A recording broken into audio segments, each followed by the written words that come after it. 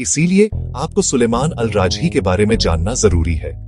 गरीबी से अरबों तक, फिर उन्होंने यह सब कुछ दे दिया। उनकी कहानी आपको हैरान कर देगी। गरीबी में जन्मे सुलेमान एक बार रोए थे क्योंकि उनके पास स्कूल ट्रिप के लिए एक रियाल भी नहीं था।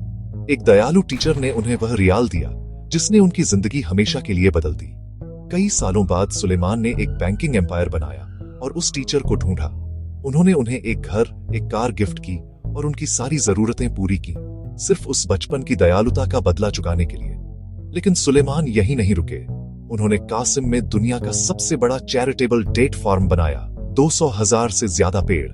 इससे होने वाली इनकम से मस्जिदें बनती हैं, लाखों लोगों को खाना मिलता है और दुनिया भर में चैरिटी को सपोर्ट मिलता है। 2010 में सुलेमान ने अपनी सारी दौलत $16 बिलियन से ज्यादा चैरिटी में दे दी। उनकी कहानी यह साबित करती है, सच्ची दौलत वह है जो आप देते हैं, न कि वह जो आप अपने पास रखते हैं। सुलेमान अल राजही की लेगेसी आपको बदलाव लाने के लिए इंस्पायर करे।